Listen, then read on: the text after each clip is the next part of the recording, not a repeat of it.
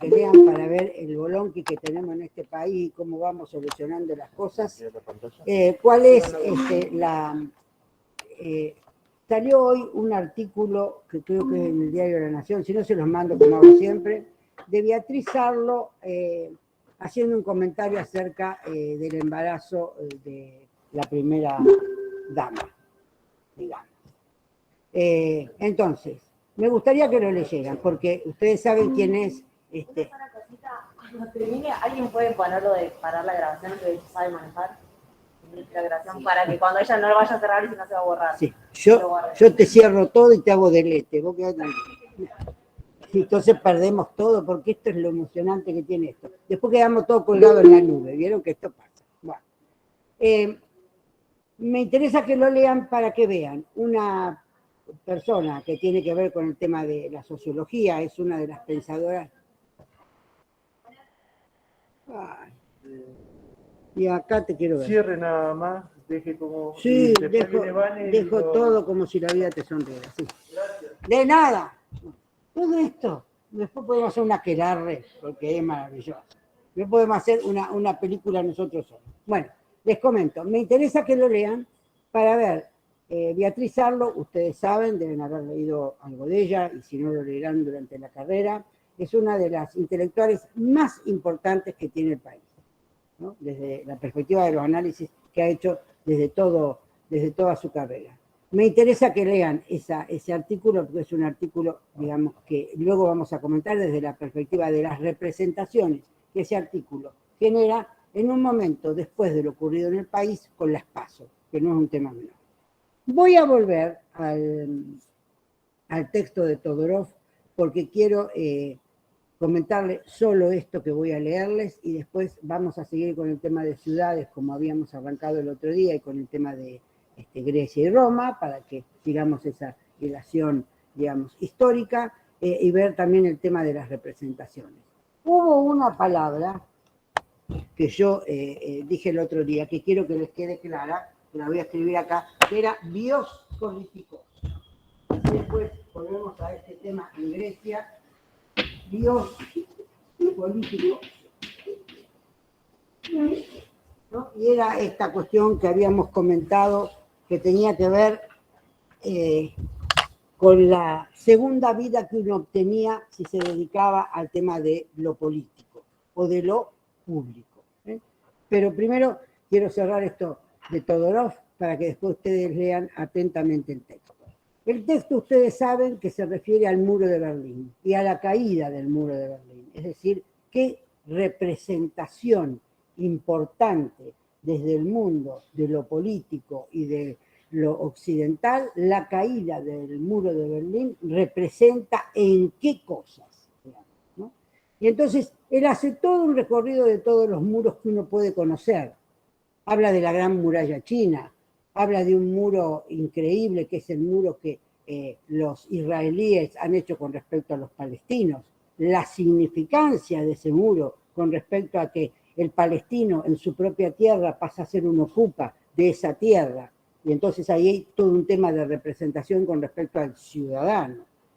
Luego la muralla china, que ustedes saben que está construida desde la perspectiva de la devastación de los pueblos en los que iban pasando, y entonces es debajo de esa muralla está todo lo que se llama la cultura de determinados pueblos para que el dominador tenga acceso al dominado desde el punto de vista de todos sus elementos. Recuerden ustedes todos los conceptos que nosotros contemplamos cuando vimos el tema de la cultura. Qué amplio que es el tema de la cultura, qué largo que es el tema desde la perspectiva de dónde nos representamos.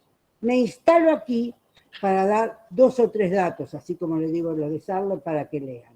Señores, la naturaleza brama, las Islas Canarias están con un problema, el Etna vuelve a erupcionar, Haití tuvo otro nuevo terremoto que casi la devastó, y de pronto hay una nueva diáspora de gente por el mundo. Y uno ve entonces un país como Estados Unidos, ayer ha habido una represión terrible con respecto a los haitianos que querían correr, y allí un tema no menor con respecto a quiénes somos, qué tiene que ver la globalización, dónde se buscan las nuevas oportunidades y desde qué lugar efectivamente uno es ciudadano y cuál es el valor del ser humano desde el punto de vista del derecho, de lo humano, ¿no? Que esto es lo importante. Entonces, entre tantas murallas, muros, impedimentos que trabaja Todorov, va a decir esto sobre el muro de Berlín, porque además, como si todo fuera poco, a cada muro le coloca una definición. ¿Qué es lo que hace ese muro? Y ahí sitúense ustedes, porque ya deben haber visto y porque además uno vio Guerra de Tronos, digamos, ubíquense en lo que ocurre con un muro que me separa de otra cosa y cuál es la función. Yo puedo tener muros que me protejan, pero puedo tener muros que me encierren. Y efectivamente, entre esa dicotomía de la libertad y la no libertad, se juega todo lo que tiene que ver con el respeto a lo humano, pura y exclusivamente. Entonces, ustedes saben que además hay una cosa interesante, lo deben haber visto en la escuela, digamos, de Frankfurt, hay una cosa que es sumamente interesante, digamos. Alemania, con este muro, lo que hace es, en un escritorio, determinar el destino de Europa.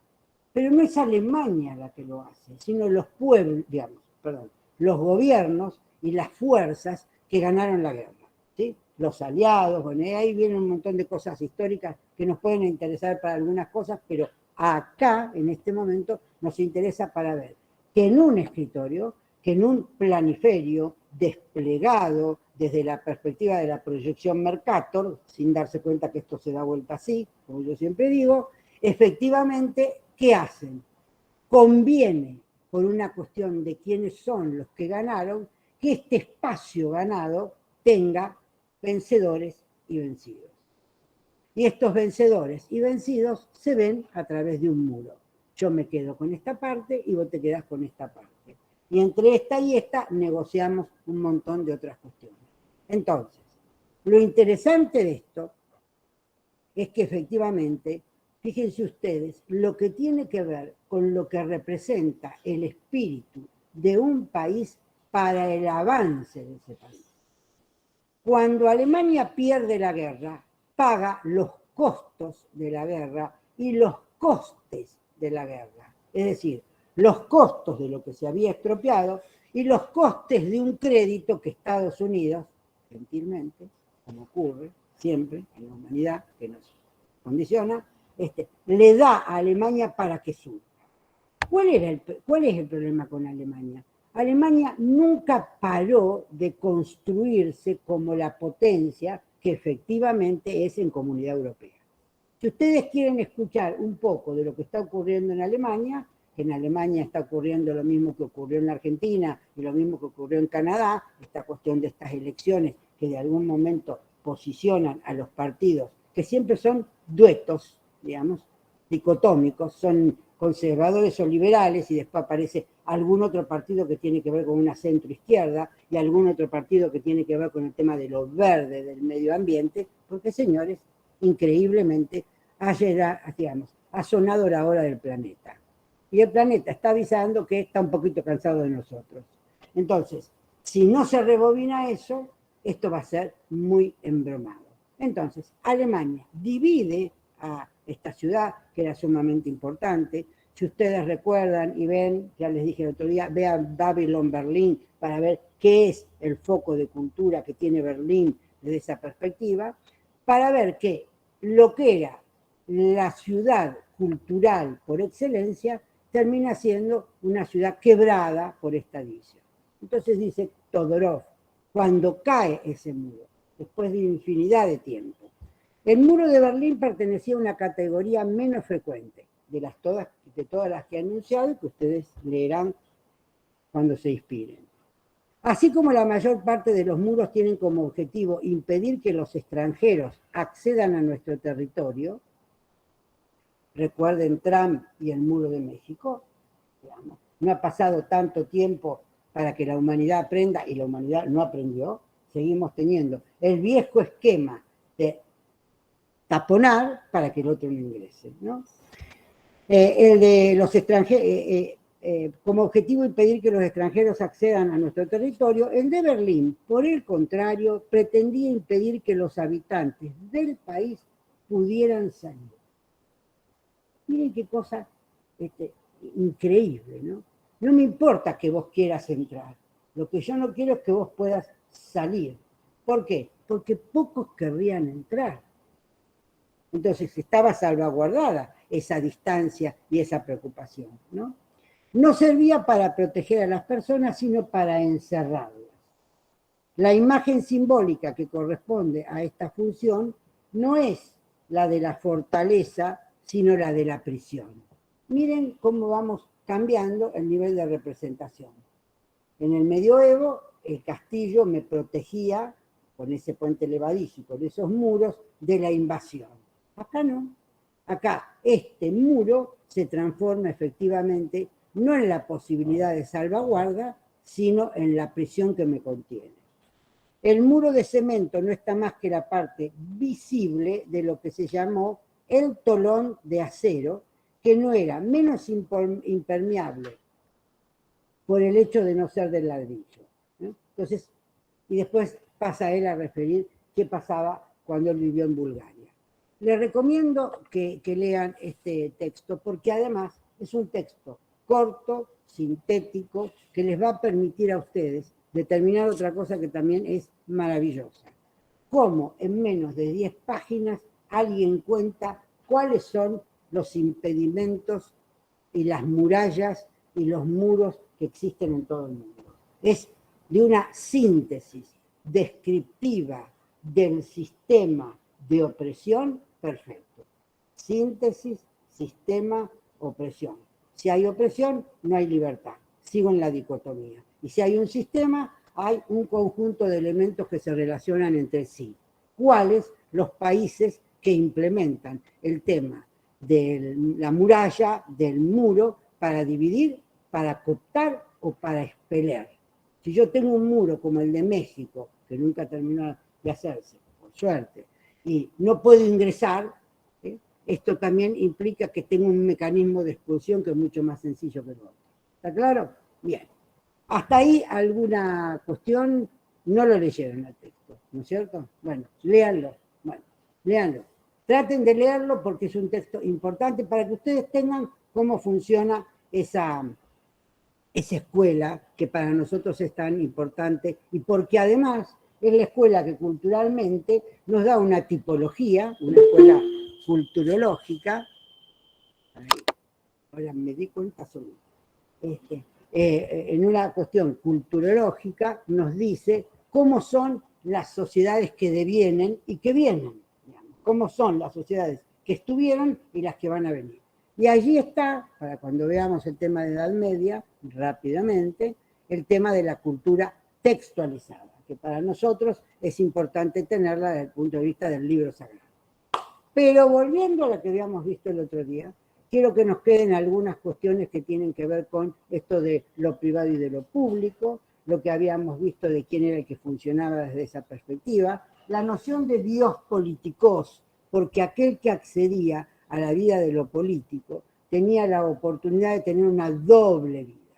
La noción discursiva de que el tema de charlar, manipular en el buen sentido el deseo del otro de beligerancia, estaba dado por la noción del discurso, es sumamente importante en esta época. ¿Por qué? Porque además los griegos tienen como imagen o como cuestión interesante el hecho de cómo organizaban sus ciudades. Y esto es, yo les había hecho el otro día un maravilloso dibujo, digamos, siempre me he distinguido por mis dibujos, con respecto a que arriba lo santo, el recorrido, lo profano debajo, y lo profano no porque profane algo distinto, sino porque se maneja la cuestión utilitaria. He allí el puerto, he allí el mercado, he allí la plaza. Y le dije que recuerden ese tema de la plaza, porque el tema de la plaza es una cosa interesante en el recorrido de todas las etapas que nosotros estamos viendo. De hecho, nosotros tenemos plazas simbólicas. La Plaza de Mayo en Buenos Aires tiene que ver con esta noción de Lotman, de memoria y olvido, porque allí recorren las madres, los jueves, estas cuestiones que tienen que ver con no olvidar. Miren, una cosa interesante en la intervención de la plaza, importante desde el punto de vista de lo público en Buenos Aires, de la Plaza de Mayo, fue cuando se rediseñó la plaza y se sacaron de la plaza todas aquellas cuestiones que tenían que ver con el tema de la memoria. Fue muy discutido, pero nosotros ejercitamos el olvido. Recuerden que eso lo habíamos hablado. Entonces, nunca nadie más preguntó por qué esa plaza había perdido esta noción de identidad con respecto a desaparecidos. Esto hay que tenerlo en cuenta. Digo, son todas cuestiones que ustedes tienen que ir hilando para ver cómo construimos lo que nosotros llamamos lo que nos identifica. Algún día pónganse a pensar, más allá del mate, que siempre es bárbaro, del tango, de las trenzas de mi China y el corazón de él, todo ese tipo de cuestiones, qué es lo que a nosotros nos representa, más allá del ícono de lo que nos representa. ¿Quiénes somos y cómo nos representamos? Eso creo que es sumamente interesante. Volviendo al tema de los griegos, que es lo que a mí me interesa que ustedes empecemos a hacer el recorrido, es que nosotros tenemos que hacer primero una gran distinción entre lo que son las ciudades espontáneas y las ciudades diseñadas. Una ciudad espontánea, habíamos visto el otro día el tema de los clanes, las tribus, y luego estos primeros grandes núcleos que se forman como comunidad y después terminan siendo ciudades. Las ciudades espontáneas son las que surgen puntualmente por una necesidad urgente de acopio de, puntualmente, alimentación. Siempre tiene que estar cerca de un río, de algo que tenga agua y algo que me permita la fertilidad de las tierras. Esto es sumamente importante.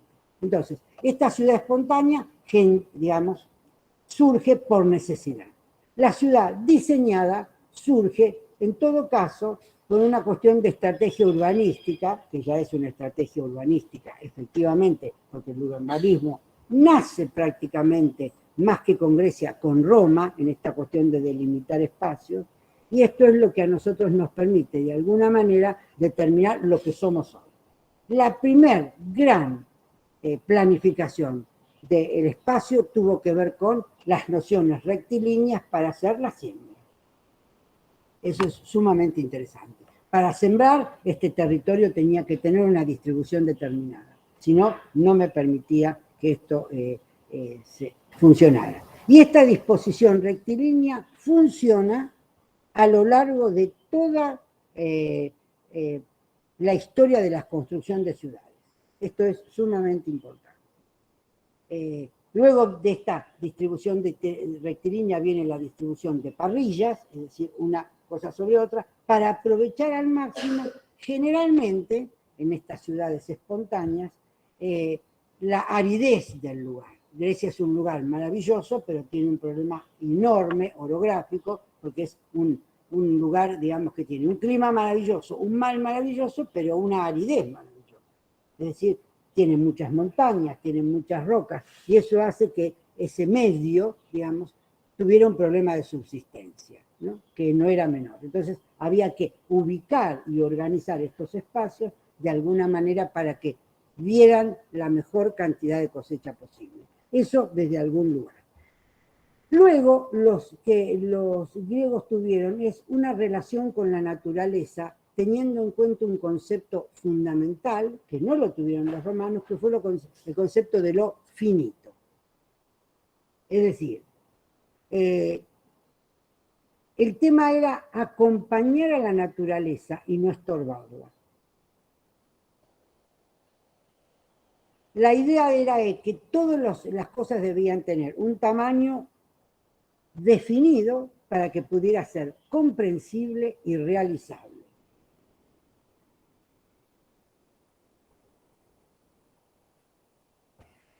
Fíjense ustedes que Aristóteles, que siempre habló de las ciudades, más allá de que nosotros los conocemos para algunos temas filosóficos puntuales, como la esencia, el accidente, los modos, el tema de lo político, intervenía en la descripción de las ciudades haciendo una evaluación interesante. Decía Aristóteles que una ciudad ideal o polis, ¿se acuerdan que habíamos hablado del concepto de polis? Tenía que tener una cantidad inferior a 10.000 habitantes. Pero esos 10.000 habitantes era una cantidad escasa para constituir una entidad política viable. Fíjense qué interesante esta cuestión. 10.000 monos no me sirven para constituir una entidad política viable. Homo erectus, ¿no? Monos Homo erectus, digamos, ¿no? Y mayor de 20.000 habitantes ya resultaba embarazosa. Lo decía Aristóteles, allá lejos y hace tiempo, imagínate el bolonqui que nosotros tenemos ahora. Digo, para tener en cuenta estos espacios, ¿no? ¿Cómo eran estas ciudades griegas? Estas ciudades griegas eran cuasi rectilíneas y las casas aparecían como pequeños cubículos. ¿Dónde estaba el ímpetu de Grecia con respecto a las grandes construcciones en lo que hemos visto como Partenón, Acrópolis, que eran espacios donde además de todo lo que ocurría desde la perspectiva de los dioses y lo que se refería a ello, tenía que ver con la posibilidad de real de mostrar lo que podían hacer desde la perspectiva de la construcción, que no es menor. Si ustedes hoy, nosotros podemos seguir viendo la Acrópolis como la vemos, o podemos ver parte del Partenón, y además poder entender esta cuestión de recorrido que tiene que ver con que cuando estoy en Grecia estoy igual en Roma. Porque en realidad los romanos hicieron de Grecia parte de su acervo cultural. Entonces esto es muy interesante, porque como yo les decía antes, lo interesante que tuvieron los romanos fue ser hábiles para cooptar de los griegos lo más importante en lo que tenía que ver con el desarrollo de lo que iba a ser su imperio luego. Y para eso necesitaban normas, leyes, filosofía, digamos, necesitaban oratoria, necesitaban todo aquello que los griegos hacían per se. Miren, una cosa que a mí me resulta interesante que ustedes conozcan es, hay algunos textos de Grecia que tienen que ver con la política en sí, o con Platón, que deben haber leído alguno. Ya el otro día cuando yo decía que cuando uno hablaba de Platón, hablaba de ese lugar donde estaban el mundo de las ideas, y acá estaba el mundo de la opinión, y aquí había un río que se llamaba del Leteo, que era el río del olvido, donde uno allí, digamos, cruzando, que era cuando uno nacía, recordaba, había perdido la memoria de lo que ocurría arriba y encontraba la memoria de lo que ocurría abajo, digamos, en el recuerdo. Por eso para Platón el conocimiento era reminiscencia, era recuerdo. Pero otra cosa maravillosa que tuvieron los griegos para manifestar o para mostrar el caudal de lo que fue su gran cultura, de la cual nosotros tenemos gran parte, tuvo que ver con el hecho de lo que era la lírica, la poesía, la oratoria, no la retórica, que fue la que hicieron los romanos luego, y además la mise en scène, que es la puesta en escena, como dirían los franceses, de lo que ocurría en el teatro.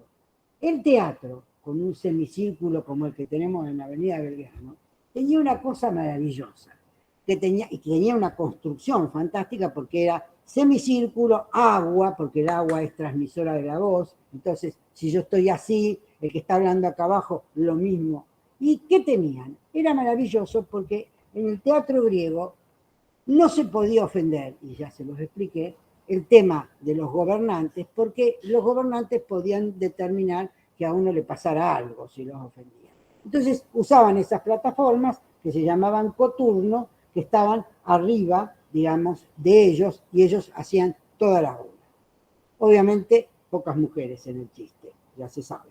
Pero más allá de esto, había un elemento maravilloso en el teatro que tenía que ver con el coro. El coro en el teatro griego era el chismoso del barrio.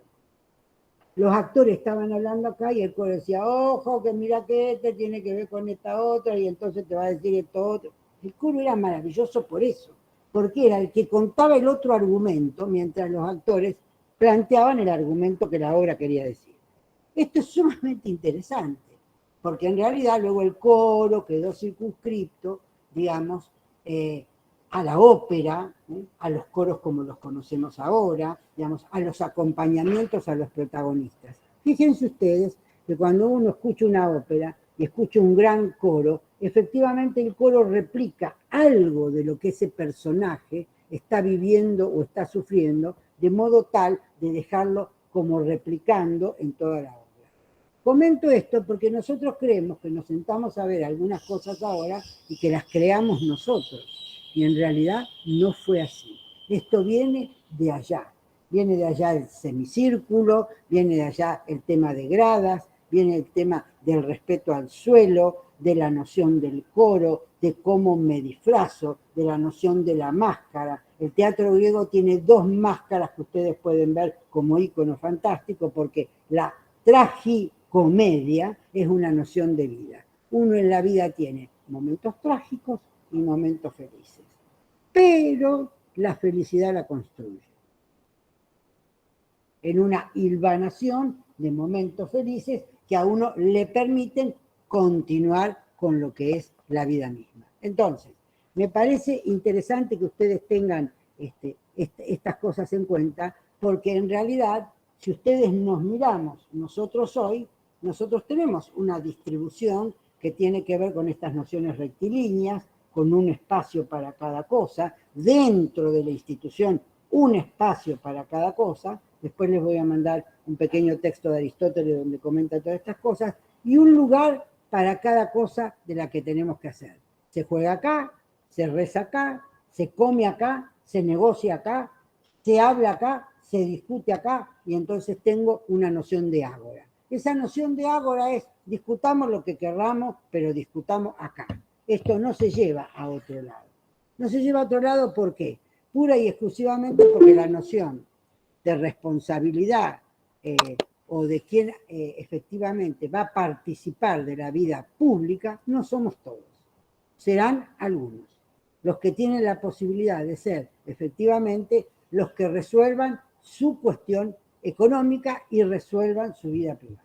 ¿Está claro? Esto, digamos, como para que lo tengamos en cuenta. Entonces, digamos, ese énfasis griego en torno a lo finito, digamos, es muy perceptible en el diseño de sus edificios y de sus poblaciones. Fíjense, como decía Aristóteles, si una población excede, se construye una nueva neópolis. Y si ustedes se ponen a pensar, todo lo que tenga que ver con polis tiene que ver con que en algún momento reúne a alguien. Por eso hay una noción de acrópolis, ¿no? La acrópolis es el lugar de lo sagrado porque allí vamos todos para hacer determinadas cuestiones. Entonces, si nosotros tenemos en cuenta estas cuestiones y si tenemos en cuenta este proceso de significación que dice que los modelos de urbanización de los griegos y los romanos son tenidos en cuenta aún hoy, esto es sumamente interesante. Les voy a explicar simplemente una de las cosas fantásticas que tenían los romanos, que sigue estando. Y van a darse cuenta por qué. Miren, los romanos decían, los romanos llegaban a un territorio. Piénsenlo en nosotros, ¿no? Los romanos llegaban a un territorio. Y lo primero que hacían era lo siguiente: cargo de humanos. Dividían el sector en cuatro. Vale. Vos me molestabas. Esta era la avenida principal y esta era otra avenida principal. Yo acá tenía dividida la ciudad en cuatro sectores. Tengo un problema acá. Vuelvo a dividir en cuatro. Tengo un problema acá. Vuelvo a dividir en cuatro. Tengo un problema acá. Divido en cuatro. Pero no toco esta. Porque por acá puedo ir y venir como quiera. Puedo tomar, tener el acceso al control. Los romanos fueron los grandes estrategas urbanísticos de la humanidad desde la perspectiva de carreteras, acueductos, puentes. Hoy la ciudad de Bilbao toma agua del acueducto de Bilbao hecho por los romanos. No sabía hacerlo. ¿A qué voy a hacer uno si este está fantástico?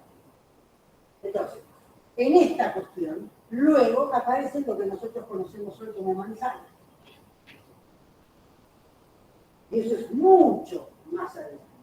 Pero sin embargo, la primera gran división territorial la hicieron los romanos de esta manera. ¿Por qué? Porque de esta manera yo ejerzo dos cosas que son fantásticas, que es tener el territorio controlado y dominar a lo que se me subleva. Generalmente luego, en el medio de ese ida y vuelta, pongo algo. ¿Qué pongo? Una pirámide. ¿Qué pongo? Un monumento.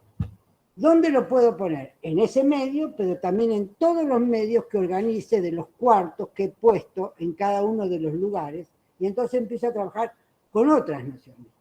Pongo una pirámide, pongo un obelisco, que de allá viene, pongo un obelisco, que además venía de Egipto, no venía de ellos, porque esto también es interesante, pongo un obelisco y entonces necesito no tener la cuadratura, necesito circunvolar y hago una rotonda que acompañe a la pirámide, al obelisco.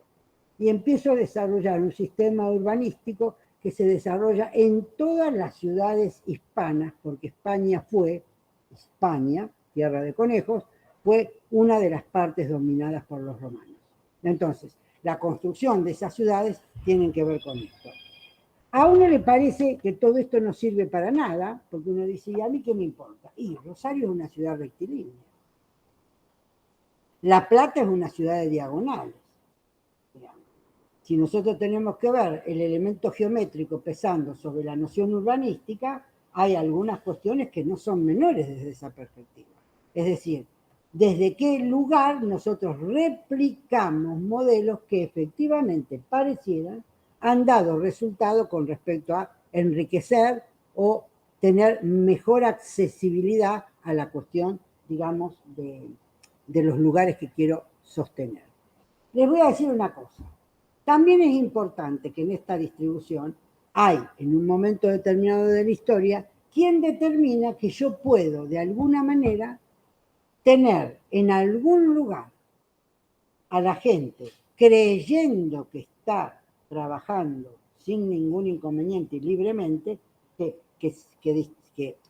que recorre libremente la cuestión, y en realidad la tengo vigilada y puedo rápidamente intervenir. Miren esto. Miren qué tenemos para allá y miren qué tenemos para allá. Si nosotros nos miramos, no va a ocurrir ni volverá a ocurrir, pero digo, sentencia firme, digamos. Si nosotros nos ponemos a pensar que nosotros, por donde ingresamos, que ingresamos por atrás, pero digamos, por donde ingresáramos como correspondería a la facultad, si vamos más para allá, lo que tenemos es una barranca para caer en otro lado, bueno, si uno quisiera acorralar a la gente que está en esta situación, en una revuelta, digamos, esto es un lugar accesible para que eso ocurra.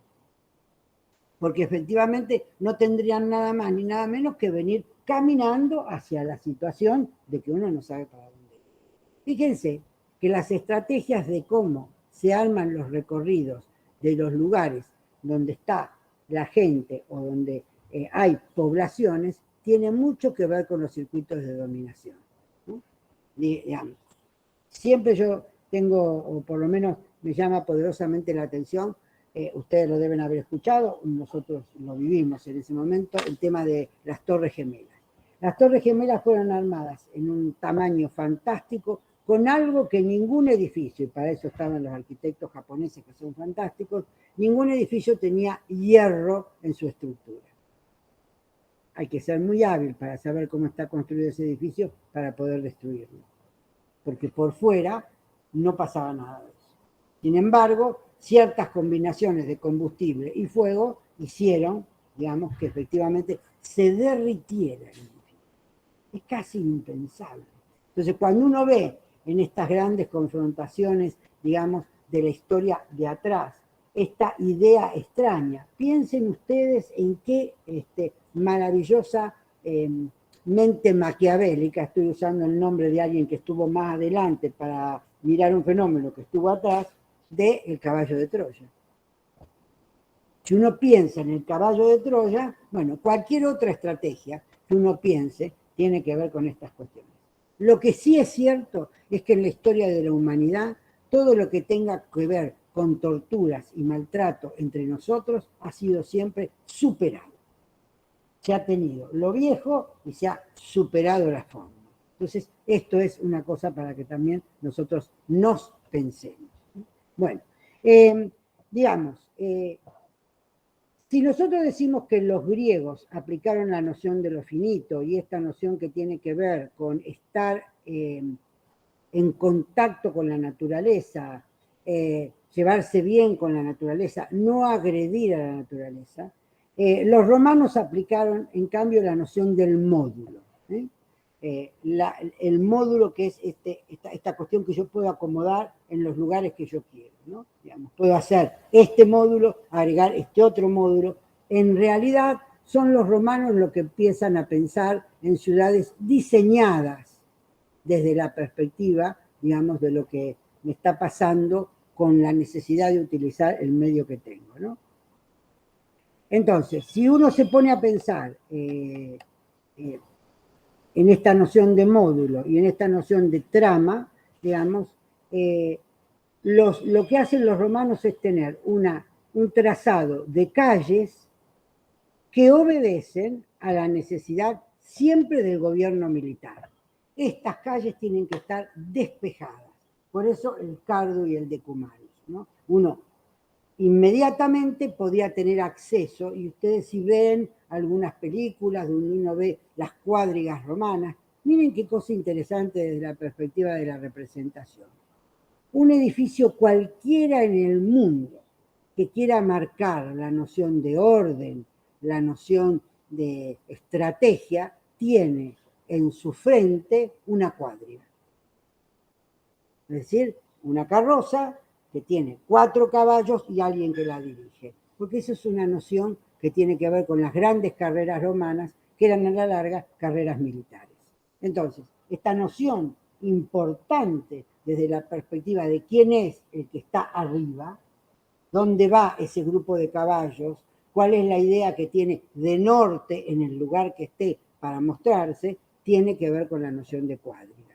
Entonces, son los romanos los primeros que empiezan a pensar en una ciudad planificada, es decir, en una ciudad diseñada. ¿Tienen ustedes alguna idea de otra ciudad diseñada? ¿Cómo? ¿Reciente o no? No, como quieras. Brasilia. Perfecto. Brasilia es el ejemplo clarísimo, clarísimo de una ciudad diseñada. Nosotros íbamos a tener en algún momento. ¿Para qué? Para que Río de Janeiro dejara de ser la capital, pasara a Brasilia. ¿Y qué hicieron en Brasilia? Brasilia le hizo un arquitecto espectacular llamado Niemeyer. Búsquenlo en Google, van a encontrar cosas que son maravillosas. ¿Qué hace en Brasilia? En Brasilia crea una ciudad administrativa. Es una ciudad que tiene que ver con papeles, como si uno dijera Rosario y Santa Fe. En Santa Fe está todo lo administrativo, en Rosario está todo el jolgorio, cuando se puede. Si no, estamos, no importa. Pero digamos, es un balance como ese, ¿no? Digamos. Entonces, en Brasilia, ¿qué pasa? Se conforma una ciudad absolutamente administrativa, que tiene algunas falencias desde la perspectiva del caminado, pero todo es para hacer papeles. Todo es formalmente para hacer trámites. Y allá, a lo lejos de Brasilia, hay una pequeña ciudad maravillosa, que fueron las grandes barracas de los obreros que trabajaron en Brasilia, que armaron una ciudad que tiene que ver con el jolgorio, con la alegría. Esto es lo serio, esto es la alegría. Como si lo dicotómico siempre apareciera en todos los sistemas, con un interpretante de Proceso y Pirciano que puede, digamos, relatar esto que estoy comentando. Entonces, Brasilia quedó como el lugar de lo serio, es maravillosa Brasilia para verla, no para estar en Brasilia, porque Brasilia como tal es una ciudad que expulsa. Si uno no va a hacer cuestiones que tienen que ver con la administración. Ustedes me dirán, bueno, pero allí se estudia. Sí, claro, hay gente que vive, pero también, obviamente, el contexto hace que el que viva como ciudadano tenga determinadas particularidades y características. Entonces, esto es sumamente importante. Entonces, otra ciudad que ustedes recuerden o sepan que sea diseñada, La Plata. Muy bien. ¿Por qué? Te maté.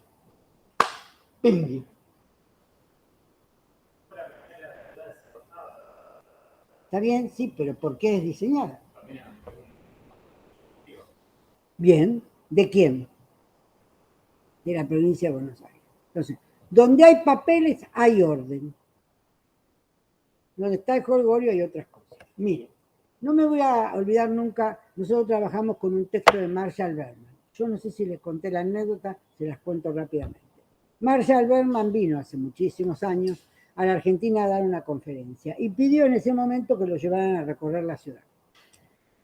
Lo llevan a recorrer todos los lugares de Buenos Aires, qué sé yo, y él arranca su conferencia en el Borges agradeciendo que estaba invitado y dice, he visto que en el lugar donde se legisla, todo está roto. Las escaleras están rotas, las palomas han hecho lo suyo, las ventanas no están bien puestas, el edificio está como monocromático y desvalido. Y en el lugar donde se decreta, la Plaza de Mayo, todo está ordenado. En la Casa Rosada. El Congreso tiene eso. No solo por edad del Congreso, sino por falta de mantener a ese edificio. Entonces, es un nido de palomas todo eso, las escaleras están rotas, entonces esto también es una representación cultural importante que nos hace de alguna manera ser quienes somos.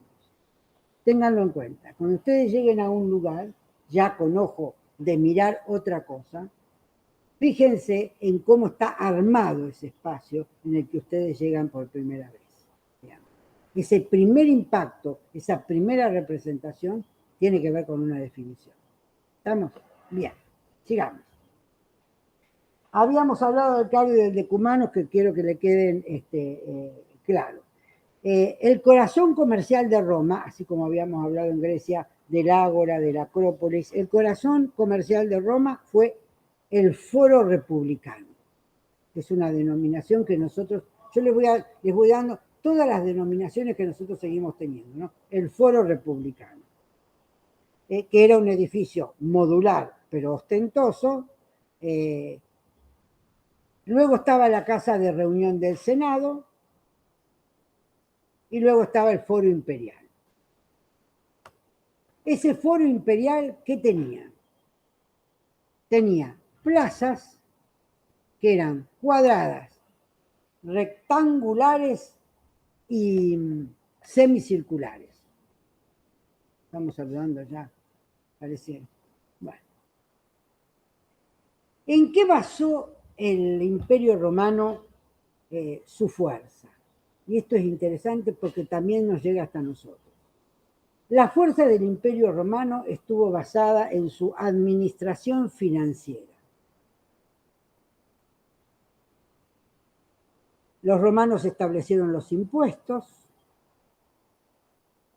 la noción de agentes fiscales, y cada notable, que era una especie de ciudadano privilegiado, en cada ciudad tenía lo que se llamaban curiales. Fíjense ustedes que muchas de las denominaciones romanas después la tomó la Iglesia Católica, cuando hablamos de la curia, pero en realidad no aparecieron en primer momento como ligados a la religión, ¿no? La clase dominante de Roma era la nobleza senatorial, es decir, los senadores. Y estos senadores tenían dominios inmensos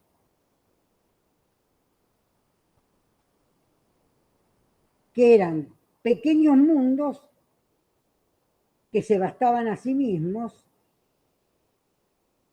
donde había pastores, labradores, pero también todos los oficios. Son los romanos los que inician esta ruta que la Edad Media va a fortalecer, que tiene que ver con pequeños mundos organizados de alguna manera que pueda abastecerse con los pequeños, con los que estén allí. ¿Quiénes? No los senadores, obviamente, no los señores, sino los que trabajaban, los siervos, los labradores, que no eran esclavos, que es una manera de decir, pero que efectivamente estaban ligados a la tierra, no podían salir de esa tierra, ¿no? Y este tema de los impuestos no es menor porque ese sistema financiero es el que nos acompaña, ¿no? Una de las cosas que es interesante de este dominio es que se dividía en dos partes. Una que explotaba a los labradores y otra que arrendaba a los labradores. Es decir, uno que los tenía sometidos y otro que efectivamente les alquilaba el espacio. Estos labradores que pagaban este, entrecomilladamente, alquiler, se llamaban labradores, denominación que sigue estando en Europa hoy para toda la gente que se dedica al campo, más allá de poder llamarlos campesinos, ¿no? Estos labradores se llamaban colonos, eran libres, pero no podían abandonar los campos porque estaban, esto es interesante, adheridos a la tierra. Fíjense que esto es tan interesante que esta noción de colono es la que luego nos llega a nosotros desde la perspectiva de quienes vienen a fundar colonias. Y si ustedes se ponen a pensar, todos nuestros inmigrantes tuvieron como base digo de asentamiento, el campo. Casi toda la gente que vino de Europa en esas migraciones masivas tuvieron que ver con el campo. Ir al campo y trabajar el campo. ¿Y qué hacían cuando llegaban al campo? A un lugar. Bien, ¿somos todos de Rosario? ¿De dónde un lugar que no sea Rosario? A ver, Piti. No, la rubiecita. Rafael. Gobernador Perotti, hay que saludar. Muy bien. A ver, contame cómo es Rafaela. Si yo te estoy diciendo todo esto y te digo que Rafaela fue generada por un grupo de colonos, ¿qué me podrías decir de Rafaela? Describime Rafaela rápidamente. Yo entro a Rafaela y ¿qué veo? Muy bien, campo. Soy colono. Muy bien. No, perfecto. No me importa. Me importa la representación para que veamos cómo las cosas que estuvimos diciendo están ahí. Decime, ¿qué más? Yo llego. ¿Y a dónde llego? Tengo una iglesia, seguro. Perfecto. ¿Y dónde llego? A una plaza principal. Perfecto.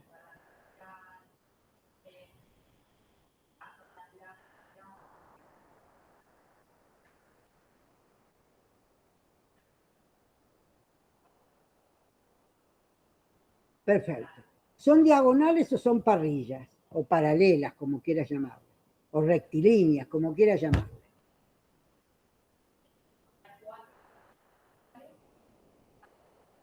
Ahí está. Es hispánico y romano. ¿Y por qué? Llega el colono a un lugar, con todos nosotros, porque no llegaba solo, pobre tipo, llega solo, socorro auxilio. Llega con alguien, vamos a suponer. Y decimos, esto es nuestro. Muy bien. ¿Qué hacemos? ¿Qué necesitamos? Un lugar para que aprendan a leer y a escribir los que vengan. Escuela. Necesitamos curarnos por si la mosca. Hospital. Necesitamos rezar, porque quien no reza, quien no ayuna, la vida no le sonríe. Tengo una capilla. O una, y que luego va a pasar a ser.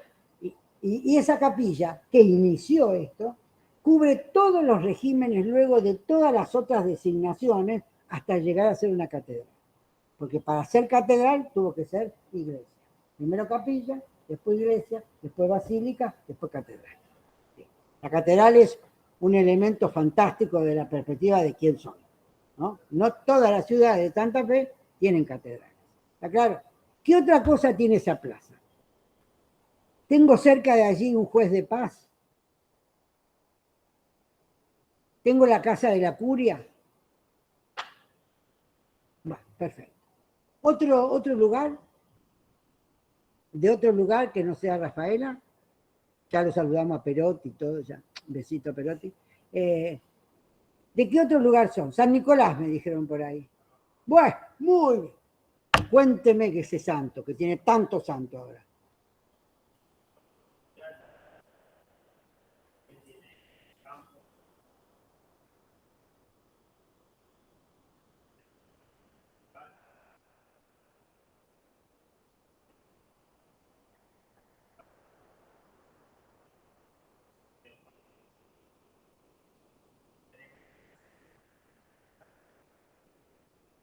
Sí.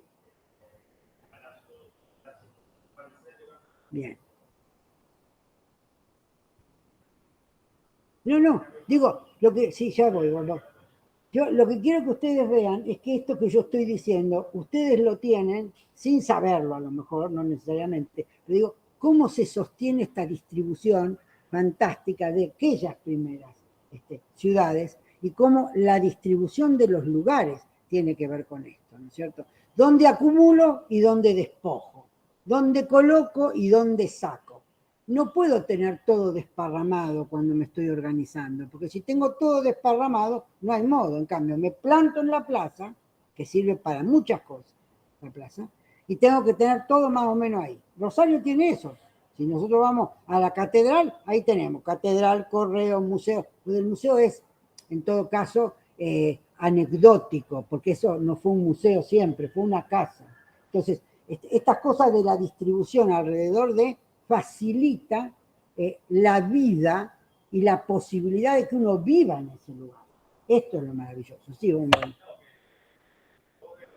De arriba es interesante porque la ciudad se ve al río.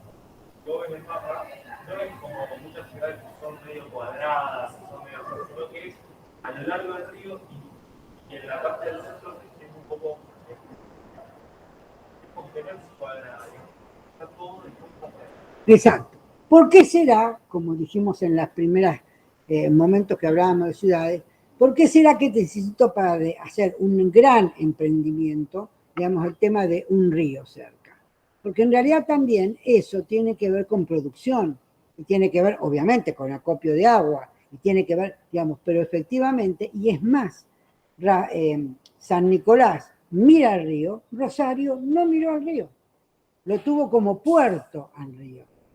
No lo tuvo nunca como vivencia, hasta que lo dieron vuelta y uno ahora vayan poco, digo, vayan poco, no estamos en las mejores condiciones, aunque no tengamos agua, digo, pero de todas maneras, ahora nosotros miramos al río. Si ustedes nos miramos a nosotros en Rosario, o miramos cualquier ciudad del interior, va a ver el valor que la plaza y lo que ocurre alrededor de la plaza conforma efectivamente la noción identitaria de que ese pueblo, esa comuna, puede llegar a ser una ciudad y se va distribuyendo alrededor de donde las necesidades estuvieron cumplidas. ¿Está claro? ¿Eso queda claro? Bien. Entonces, digo, quiero ahondar un poquito en este tema de los colonos porque es importante y a ustedes les va a abrir un poco la cabeza cuando sigamos con todas las cuestiones que tienen que ver con la noción de cómo nos vamos distribuyendo. El gran propietario romano, digamos, estábamos viendo lo de los colonos adheridos a la tierra, el gran propietario romano y los colonos adheridos, esperen un minuto porque no hay modo, y los colonos adheridos son los antecesores de los señores y los siervos.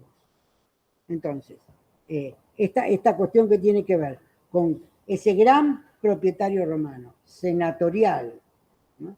Y los colonos, ¿no? Adheridos, que eran estos labradores convertidos en quienes no podían despojarse de la tierra, digamos, son los antecesores de lo que son los señores y los siervos. Estos señores y siervos, así denominados, funcionan en la Edad Media. Entonces, lo interesante es que estas pequeñas ciudades que no son ciudades, sino que son llamadas villas, empiezan a adherirse o a juntarse entre ellas para conformar lo que serán las primeras grandes ciudades. Pero primero hablamos de villas, y esto es interesante.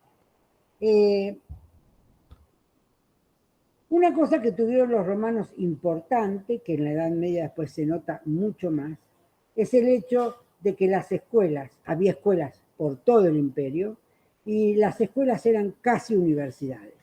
Quienes determinan en la Edad Media cómo serán las universidades y las primeras universidades en toda Europa va a ser justamente la noción de clero. Pero en los romanos esta noción de la escuela, del esclavo que enseña, increíblemente, es sumamente importante. ¿Por qué? Porque cuando el romano domina a través de lo que se llama disglosia, es decir, hacer perder la lengua nativa. Si yo pierdo mi lengua, hablo la lengua del dominador. Y el dominador impone mi lengua y eso lo que marca, efectivamente, es que yo pierda mi noción de identidad. Pierdo quién soy, no sé. Por eso fue tan importante, lamentablemente, la colonización de los pueblos originarios. Y hay lenguas originarias que se han perdido porque la idea era esta cuestión que tiene que ver, digamos, con no permitir que eso se hablara. Miren, no ha ocurrido solo en la Argentina, y uno puede decir nosotros porque teníamos ese ejército, no. Uno de los grandes problemas que tiene Canadá en este momento es, el 30 de septiembre se va a conmemorar el Día de la Reconciliación. Los canadienses, tanto ingleses como franceses en el gobierno, lo que hicieron con los pueblos originarios, que eran los dueños de Canadá, pero sí, no había otro dueño, eran los dueños de Canadá, los sacaron de sus comunas, de sus clanes, de sus tribus, y los colocaron en orfanatos donde se les prohibía la lengua. Esto fue tan terrible en Canadá que devastaron las poblaciones de pueblos originarios, y deben haber escuchado en algún momento que ahora se han encontrado tumbas de niños, ha sido todo un gran desastre. Para lo cual, una nación como Canadá apela al Día de la Reconciliación con los pueblos originarios y va a ser el 30 de septiembre. Fíjense ustedes cómo el tema de quién es quién en el lugar que está y quién es el dominador y el dominado funciona en todas las culturas que nosotros conocemos. Porque, y esto lo dice Olguita Corna, no hay peor especie que el humano hacia el humano. No hay otro. Uno puede luchar contra los animales, pero nosotros como especie, contra nosotros, somos de terror. Bueno, ¿qué hora es todo esto? Voy a terminar. Una sencilla. Me retobé. Bien. Bueno, ahora vamos. ¿Tú mira qué hacíamos acá? Saquemos el grabado. Me dijeron que si cortaba la grabación y se va a guardar. En vez de tener que cortar la grabación.